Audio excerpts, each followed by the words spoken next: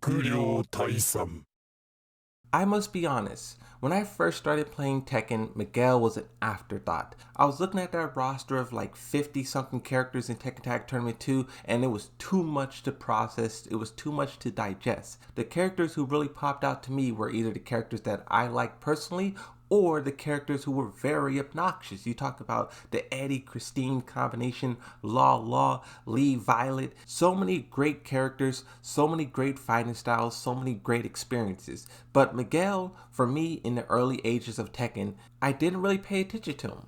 It wasn't until about, I would say, season 3 of Tekken 7 where this character started to get buffed, people started to play him a little bit more, where he appeared on my radar. And once he did, once I started to dig deeper into the lore, really pay attention to his fighting style, I grew to love the guy immediately. I was like, whoa, this guy's fire. Like, I think something that we don't do in Tekken enough is talk about the characters that are fun to fight against. We all talk about the characters who are fun to pilot, the characters who are fun to go online and bully everyone with, but Tekken is a two-way game. And in a lot of instances, the characters who I like the most are the characters who are the funnest to fight against.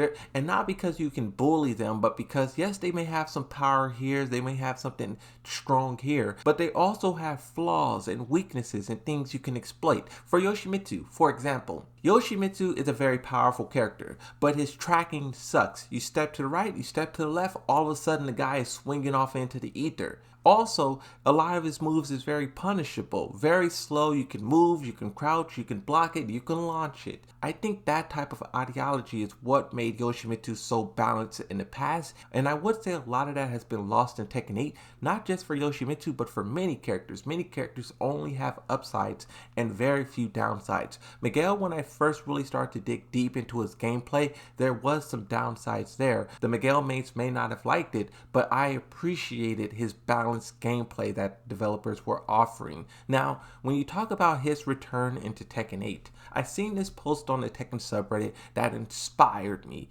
It says, "It just makes sense." And then the image you have here is Miguel and Jin, their interaction in Tekken 7. We'll talk about that in a second.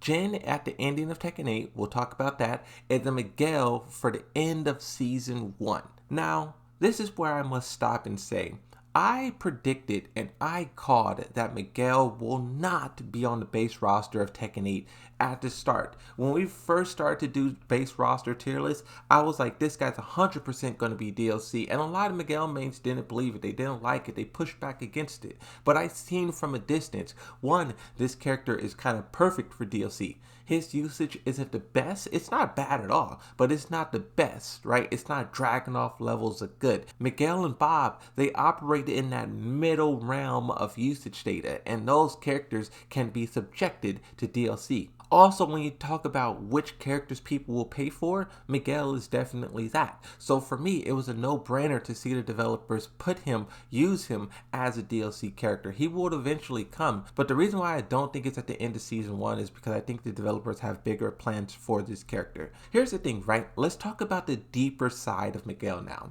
One thing that I also love about Miguel, and this is more so on the story side, is no matter how much Jin Kazama pretends to be good and all of the character who is surrounding him pretends that he's now like this sort of savior of the world, that is not true. In Tekken 7, Jin Kazama was being hunted. He was being tracked down like a fugitive by the United Nation. They viewed that guy. They weren't going after Kazuya. They weren't going after Heihachi. They were going after Jin Kazama. He was the bad guy in the eyes of just the average law-abiding, citizens.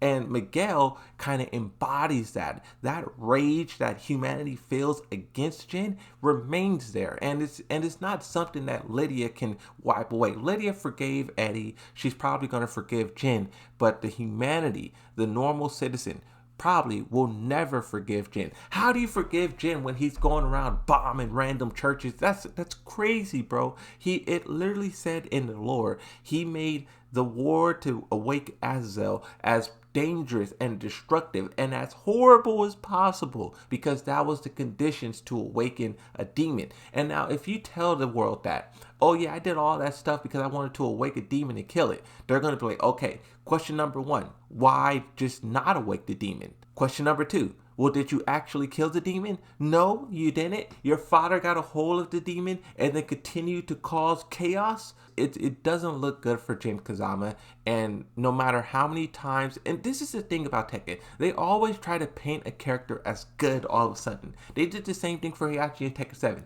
That guy died a hero, even though he threw his son off a mountain. They tried to say like, oh, he was a demon, and then he also shot his grandson in the back and tried to manipulate his devil gene to become immortal. Tekken always does this weird thing where a character does horrible things and then later on they try to make that character seem good somehow. But I love Miguel because he is a perfect embodiment of that rage humanity feels against Jin Kazama. Now, where can we see this rage be displayed? I think somewhere in season 2. I don't think they're gonna do like more story continuations. They very much specified it's only going to be with Eddie in season 1. And by the way, we don't even know if all of the season 1 characters will be a part of this story. I think it's only going to be the first 2. But here's the thing, right? I think if they use Miguel properly, he can be a ultimate reminder to everyone what Jin Kazama has done. If we now pay attention to this image,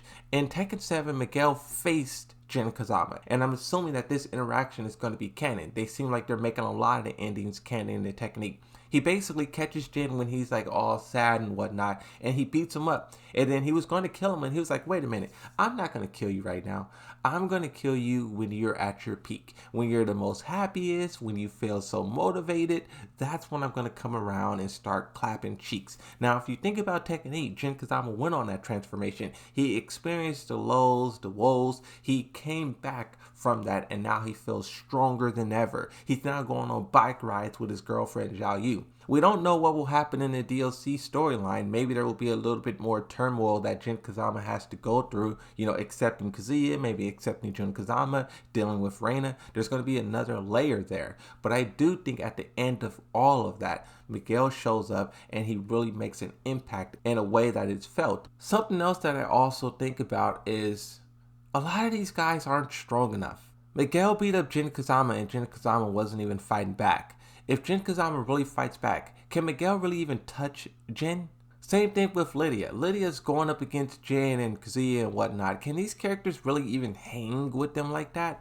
I like to think so, because if you think about it, right, there's a lot of characters in Tekken who did display the ability to go toe-to-toe with a Mishima.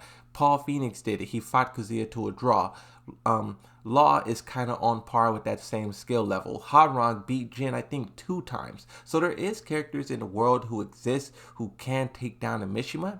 The question that I ask you guys, is Miguel one of those characters? In my opinion, I would love to see just some kind of like cutscene or cinematic that's canon, where these two characters really meet and speak to one another, because I feel like I said throughout this whole video, Miguel represents humanity, and Jin, even though he's tackling his dad and he's all this stuff, he hasn't really made it up to humanity, and he hasn't really, humanity doesn't forgive him. So I feel like they should use Miguel to show how humanity feels, and then have Jin Kazama tackle that directly. I think that would be really cool for both characters, and both of them will be able to skyrocket off of that event and grow from it. Hopefully you guys enjoyed this little video of me rambling about Miguel, but that's it. Thank you for watching, like and subscribe, and I'll see you in the next one. Bye bye.